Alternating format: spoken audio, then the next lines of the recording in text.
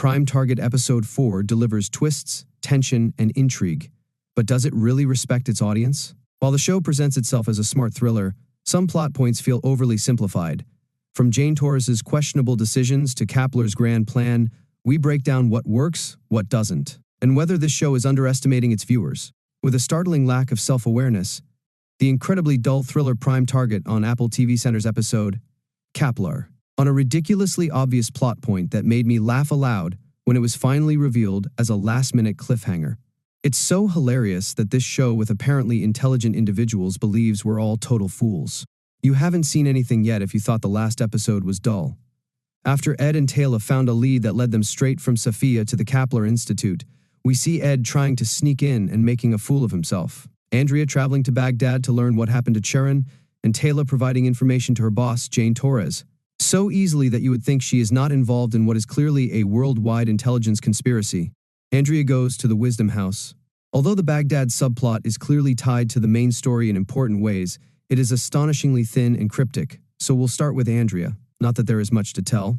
In the last episode, Sharon had a mare there, and Andrea showed up right after he was fatally murdered outside a gay bar, in what is being framed as a hate crime but is actually an assassination. Andrea goes to the Wisdom House.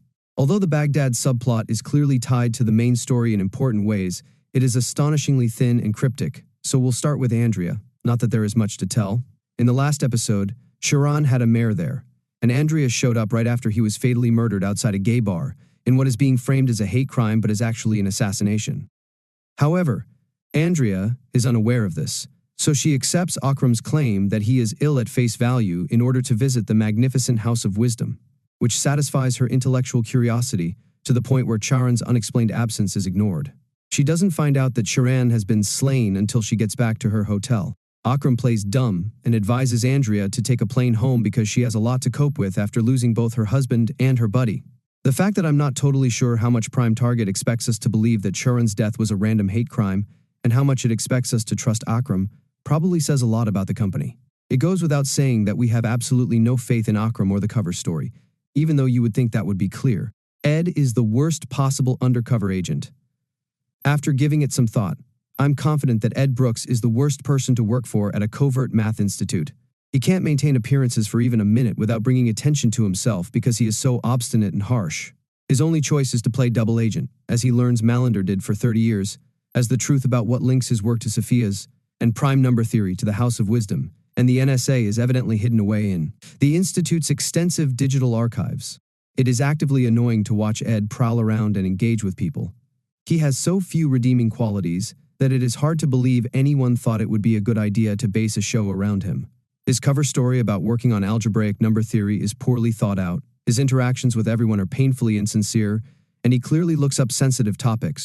This could be the reason Ed and Adam's relationship seems phony. The version of Ed that tossed him out of this hostel after their one-night stand is obviously his default setting, so any softening on his part seems like a blatant attempt to make Adam feel betrayed by persuading him to switch his phone back on.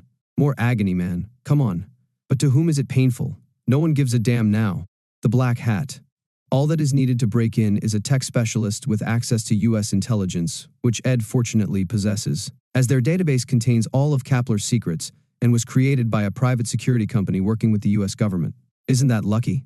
The database shows that the NSA's Syracuse data, which is the project created to keep tabs on well-known mathematicians, is being leaked from within. It also includes some very detailed information about individuals who have studied prime numbers too much, such as Ed and Safia, whose biographies include some rather intimate liaisons with Adam. A mathematics institute funded by a private security business, keeping what is pretty clearly compromat on anyone who pursues a particular subject? What a thriller. Thank you for watching.